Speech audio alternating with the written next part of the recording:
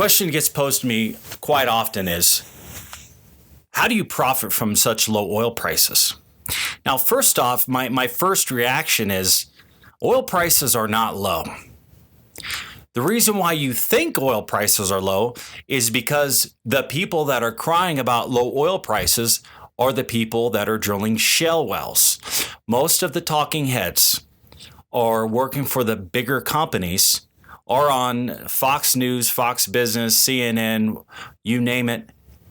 They're talking to shale guys. They're not talking to the small mom and pop conventional guys. Shale plays are very expensive. Shale is literally a shale. Before shale, we use sandstone. That's a conventional oil play. Shale is, the porosity is very low. That's why they have to use these massive, expensive fracks. I mean, some of these fracks, these hydraulic fractures today, they're upwards in the $5-6 million range.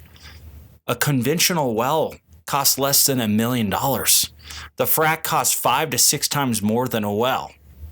So you got to produce a lot of oil, and you got to have high oil prices just to be able to make a profit.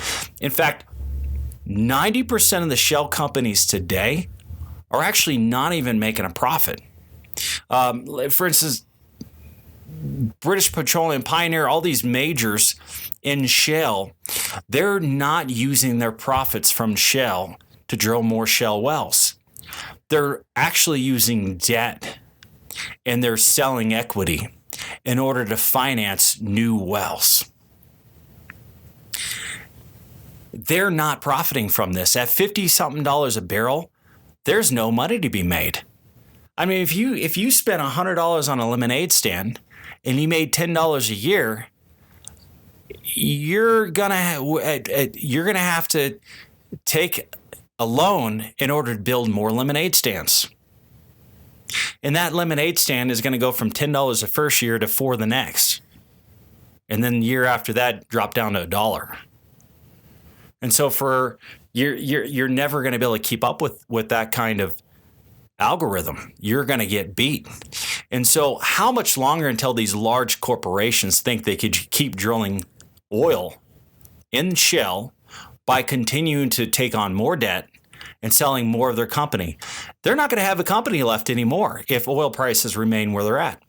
And Saudi Arabia, OPEC, Russia, they know this. They're not stupid.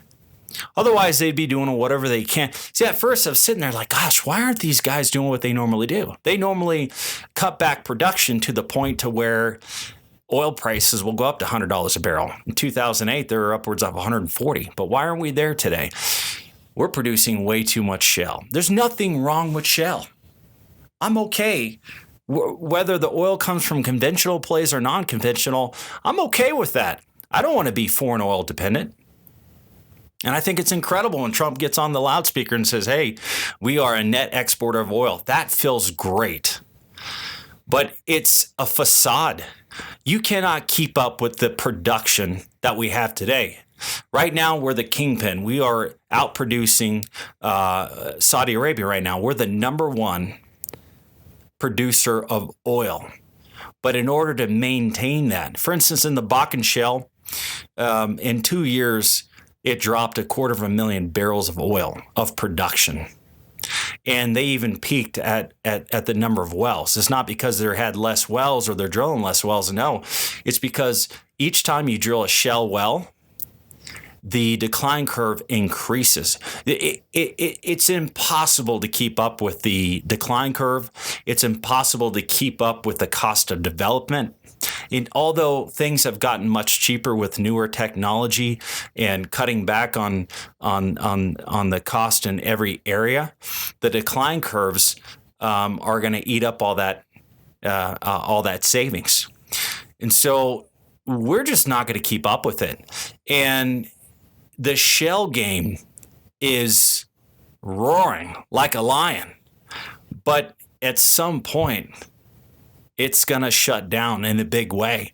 If we remain at $50, $60 oil for much longer, I don't know how much longer these companies could keep going. And a lot of the smartest people in the industry, they're repeating the same things I'm saying. But the reason why you don't have a company like British Petroleum and some of these big shell companies coming on and saying things like this is because it doesn't make their shareholders happy. Bottom line. So conventional oil plays, you're not spending $10-12 million to drill a well. You're spending a tenth of that. You are going after a structure that the porosity is 4 or 5 times much higher. It's like comparing a sponge to a sandstone. A sandstone, it might seem like a hard rock, but you throw it against something very hard, it's going to shatter like sand. What is sand? It's sandstone. It's just going to fall apart. And the porosity of sandstone is far greater than shale. But if you compared a sandstone to for instance, a kitchen sink sponge, the kitchen sink sponge has like a 90% porosity. You could dip it in a bowl of oil, absorb it in a matter of seconds, and squeeze it out in a matter of seconds. As to where a sandstone, it might take you a couple years to extract all the oil from it, but you could get it done. Shale is impossible to extract oil from. That's why they've come up with this expensive technology. And so I don't believe in Mother Nature, but it's a term that the business uses often. Mother Nature intended for oil to never be extracted from shale. It's just too hard. And so when you break up that much shale with a $5-6 million frac, of course you're going to get a tremendous amount of flow because you broke up the formation. Now you have a place where the oil can flow and escape from the rock. But with that said, imagine an oil filter on your car. You got to change it out every so many thousand miles. Eventually that filter is going to stop working because of all the trash that flows through that filter. Well, anytime you do a frac, you're almost causing an explosion inside the structure, causing all the fragments to fall apart. Where do you think those fragments go eventually? It's going to flow back through that structure, and that's why the decline curves are so massive. You might come online at 2,000 barrels a day, but in 2 years, it's going to be down to 50. You cannot consistently produce a shale well like you can a conventional oil play. So you could drill a well for $1 million with a decline curve that is much lower, and it could potentially produce for the next 20, 30 years without any human intervention. As to where a shale, you spend $12 million to drill it well, and it drops down to a 10th to a 30th of what it was originally producing in 2 years. See, the numbers look great on paper, but you have to drill a lot of shale in order to maintain that daily output. Right now, yes, we're the kingpin, but it's not going to last. It's a flash in the pan. And Saudi Arabia knows this.